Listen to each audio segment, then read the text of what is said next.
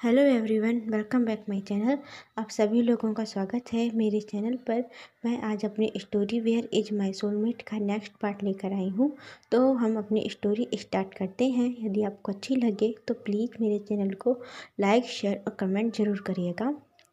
तो हमने last part में देखा था कि विंग ने लैनजैन को उसकी रियल फैमिली से मिलवाया था। वो जहाँ का रहने वाला है, लैन क्लैन का। तो उसने उसके जो लैन क्लैन के लीडर हैं, उसने विंग ने उनसे मिलवाया लैन चिरैन, उसके ब्रदर लैन सिचैन। उन दोनों लोगों ने विंग जब वो लैनचैन से मिले तो बहुत ज़्यादा खुश थे। और इसके बाद मिलने के बाद उन्होंने पहचान भी बताई, आखिरकार प्रूफ भी दिया कि वो हाँ कि लैनचैन उन्हीं की फैमिली का है। और फिर जो लैन सिचैन है और लैन चिरैन है, उन दोनों लोगों ने शुयांग को धन्यवाद किया, बहुत ही ज़्यादा अपना आभार व्यक्त किया कि वो बहुत ज़्यादा उसके आभारी हैं कि शुयांग ने इतने साल तक लैनजैन का ख्याल रखा और उसे इतनी अच्छी शिक्षा दी, इतने अच्छे से उसे पाला पोसा। बहुत बहुत ज़्यादा उसके वो आभारी थे। इसीलिए उन्होंने शुयांग को अपने क्लैन में रखा और आज के बाद शुयांग लैन क्लैन में ही रहेगा। और उसके ठीक होने के बाद उसका जो लेग इंजर्ड है, उसे ठीक होने के बाद शुयांग को लैन क्लैन की जो सेना है उसमें उसे नियुक्त किया जाएगा। ये सब सुन करके वहाँ पर सभी लोग बहुत ज़्यादा खुश थे, बहुत ज़्यादा खुशी का माहौल था उस वक्त वहाँ पर। तभी जो महारानी है, महारानी वी लुई, उन्होंने कहा कि आप लोग आए हैं, आप लोग कुछ समय आराम कीजिए, कुछ खाइए पिए। अब यहाँ पर तभी जाइए, अब यहाँ से तभी जाइएगा जब विंग और लैनजैन की शादी हो जाएगी। इसके बाद ही आप यहाँ से जाइएगा, तब तक आप हमारे हमारे क्लान में मेहमान हैं। तो लैन चिरैन और लैन सिचैन ने सुन करके थोड़ा मुस्कुराए और लैन चिरैन कहते हैं कि नहीं, हम इतने समय तक, पूरे 1 हफ्ते तक हम नहीं छोड़ सकते अपने क्लैन को। तो मैं तो चला जाऊंगा, लेकिन लैन सिचैन यहाँ रहेंगे। तो लैन सिचैन ने नोट किया अपने अंकल की बात, और वी लुई हैं महारानी, उन्होंने कहा कि ठीक है, पर आप, लेकिन आज तो आप रुकेंगे ना। तो लैन चिरैन ने कहा कि हाँ हाँ ठीक है, मैं आज रुकूंगा। आज मैं अपने अपने लैनजैन के साथ में, अपने वांगजी के साथ में समय बिताना चाहूँगा। तो इसी तरह से वो लोग यहाँ रुकते हैं। और पूरे 1 हफ्ते तक जो महारानी है, महारानी वी लुई है, उन्होंने विंग और लैनजैन को मिलने नहीं दिया था पूरे एक हफ्ते तक विंग ना बहुत ज़्यादा परेशान था कि वो लैनजैन से कैसे मिले। पर उसने बहुत ज़्यादा कोशिशें की थी, रात में दिन में, लेकिन महारानी ने इतनी ज़्यादा कड़ा पहरा बिठा कर रखा था लैनजैन के ऊपर कि विंग ना 1 हफ्ते तक बिल्कुल भी ना मिल पाए। और लैन सिचैन यहीं 1 हफ्ते तक रहे थे। उन्होंने बहुत अच्छा समय वांगजी के साथ बिताया और वांगजी ने भी लैन सिचैन को काफ़ी समझा और लैन सिचैन भी वांगजी को काफ़ी समझने लगे थे।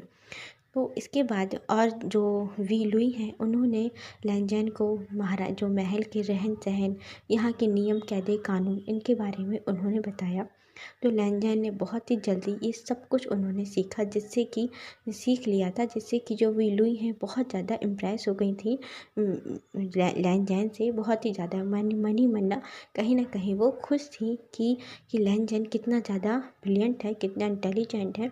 इससे वो बहुत ज़्यादा खुश थी कि आखिरकार हमारे क्लैन को इतनी ज़्यादा होशियार और बुद्धिमान जो यहाँ की महारानी उसे मिलेगी। इसीलिए वी लुई खुश थी। अब समय आता है 1 हफ्ते बाद। आज के दिन थी महल में शादी, वो भी उनके किंग की। इसीलिए वो लोग बहुत ज़्यादा खुश थे। पूरे महल को बहुत ही खूबसूरती से सजाया जा रहा था। महल ही नहीं, जो वी क्लान था, उस पूरे क्लान को बहुत ही ज़्यादा सुंदर तरीके से सजाया जा रहा था। उस क्लान में जहाँ की जो मार्केट है, उसकी बहुत अच्छे से साफ़ सफाई कराई गई थी। गलियाँ, छोटी छोटी गलियाँ भी वहाँ को, उसे भी बहुत खूबसूरती से सजाया था। सभी लोग बहुत ज़्यादा खुश थे क्योंकि आज के दिन उनके किंग विभू शियान की मैरिज है। और जिससे कि यहाँ पर जो विभू शियान ना, वो भी बहुत ज़्यादा खुश था और विभूषियान के बहुत सारे दासी दास, ये सभी लोग ना उसे रेडी कर रहे थे। और आज के दिन भीम के फेस पे वो चमक, वो खुशी नज़र आ रही थी जो उसकी पहली शादी में बिल्कुल भी नहीं थी। भीम बहुत ज़्यादा हैप्पी था, बहुत ही ज़्यादा। और उसने वो खुद से बता रहा था कि मैं ये वाले नहीं, मैं ये क्लोथ पहनूंगा, ये नहीं मैं ये क्लोथ पहनूंगा।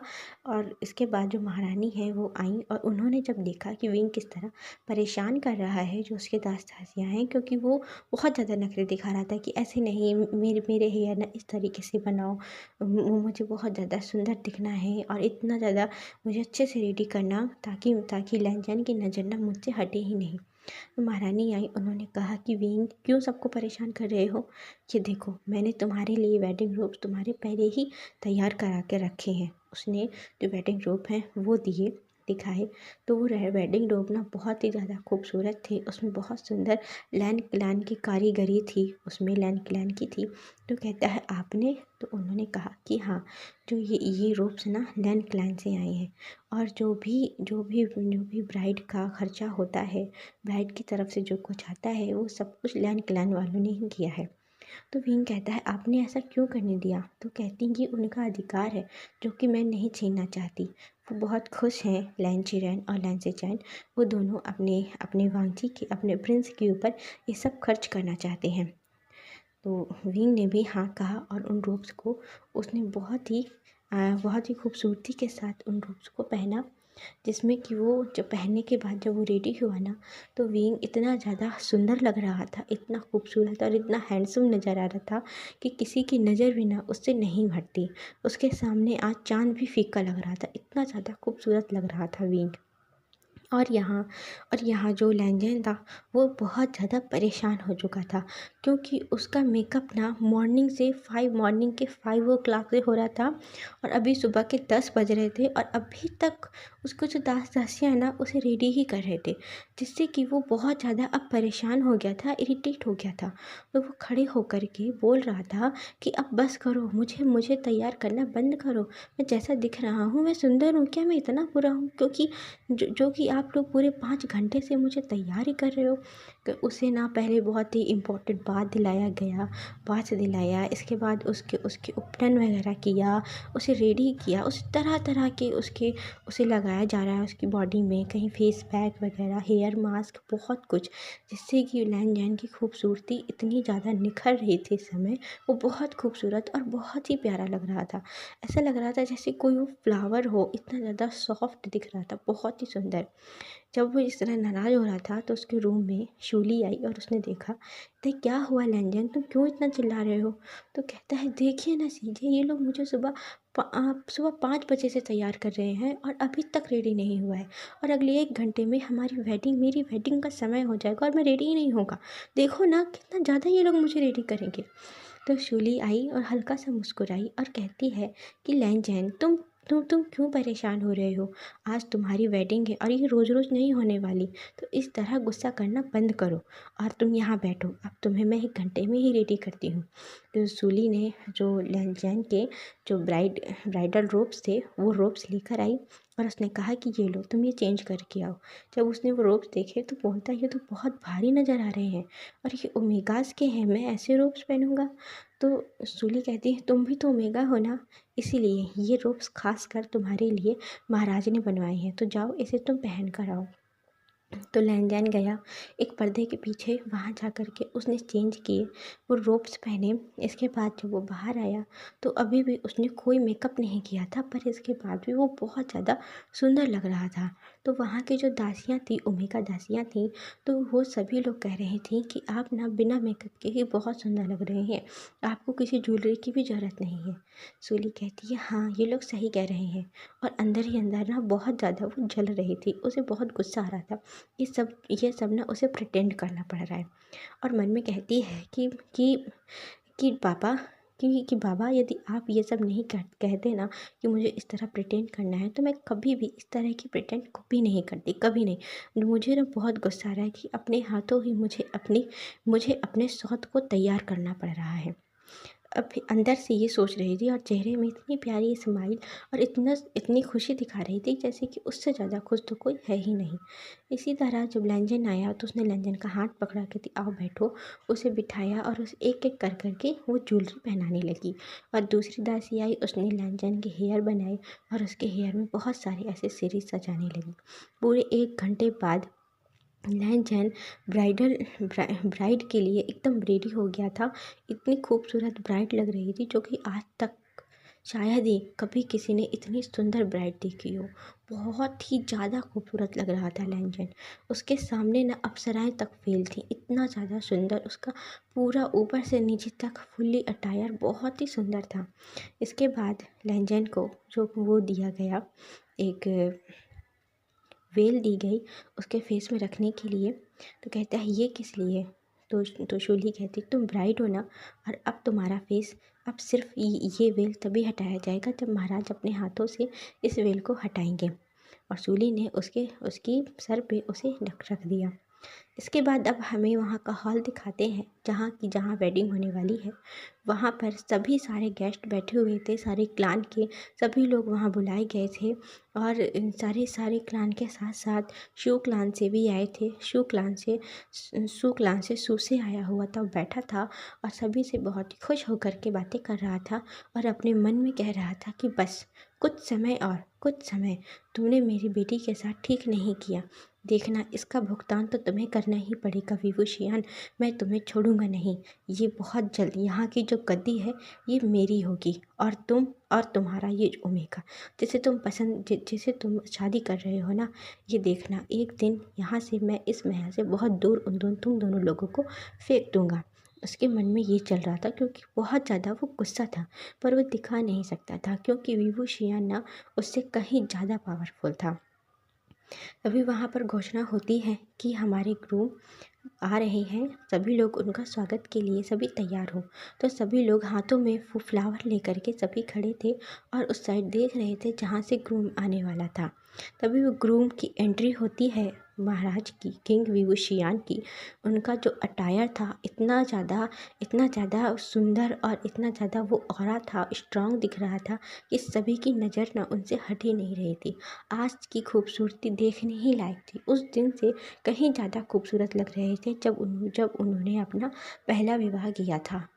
तो वहाँ पर आते हैं, उनका स्ट्रांग ऑरा वो अलग से ही देख करके लग रहा था कि कितने स्ट्रांग अल्फा हैं ये।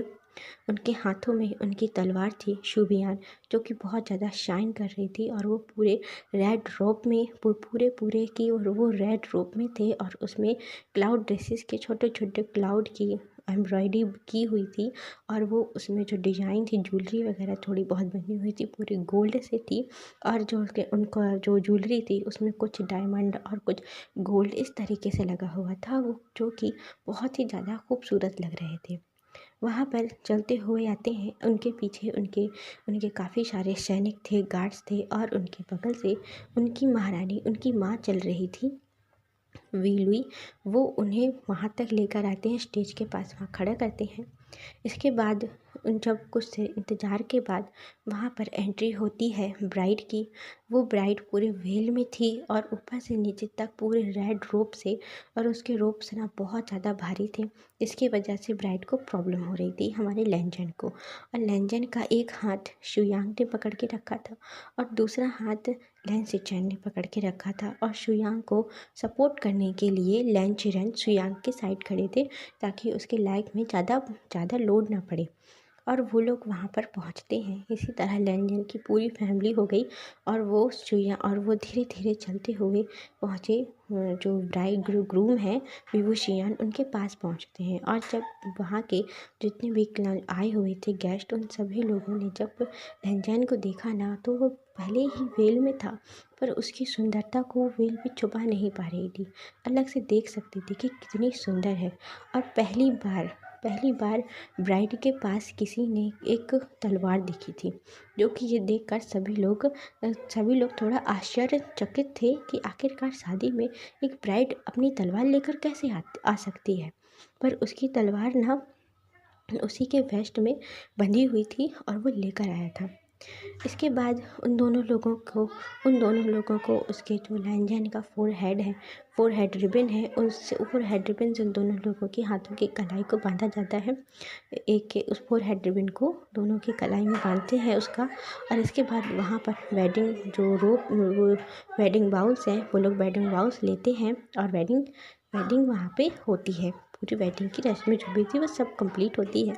कुछ ही समय बाद वेडिंग कंप्लीट हुई और इसके बाद वहाँ पर सारे गेस्ट एक एक करके आते हैं, उन्हें बधाई देते हैं, कंग्रेचुलेशन बोलते हैं और सारे गिफ्ट्स वगैरह देते हैं। जिससे कि ये सब करते हुए ना काफ़ी ज़्यादा समय हो गया था, जिससे कि लैंजन वहाँ बैठे बैठे ना अब थकने लगा था।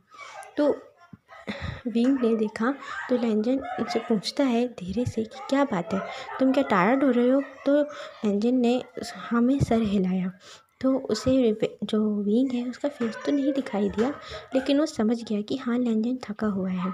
तो वो खड़ा हुआ अचानक से। तो जब अचानक से खड़ा हो गया तो कहते क्या हुआ?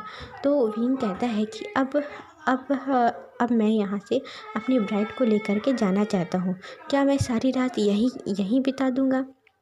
तो सभी लोग ये सुन कर के थोड़ा मुस्कुराने लगे। और तभी जो महारानी है उन्होंने कहा कि हाँ हाँ ठीक है, तुम लेकर जा सकते हो। और उनके साथ में दो दास भेजे। और इसके बाद उन दोनों लोगों को वो जो ब्राइड और ग्रूम है उन्हें वहाँ से भेजा गया। दोनों लोग साथ में ही जा रहे थे। तो जो शूली है वो कहती है कि ये तो ठीक नहीं है ना, ब्राइड और ग्रूम इस तरह साथ में नहीं जा सकते, पहले ब्राइड रूम में जाती है और फिर बाद में ग्रूम। तो विंग ने अपनी घूरती हुई नज़रों से शूली को देखा और कहता है कि क्या नियम है और क्या नहीं ये मैं नहीं जानता, मुझे अपनी ब्राइड को अपने रूम तक लेकर मैं खुद जाऊंगा। और इतना बोल करके उसने महारानी को बो किया और लैंजन ने भी। इसके बाद जो लैन चिरैन है और लैन सिचैन है, शुयांग, इन तीनों लोगों को उसने बो किया। तीनों लोगों ने और दोनों लोगों ने उन तीनों को बो किया। और वहाँ से जो विंग है उसने हाथ बढ़ाया लैंजन की तरफ। तो लैंजन ने अपने एक हाथ को विंग के हाथों में रखा और बोलता है चले जान।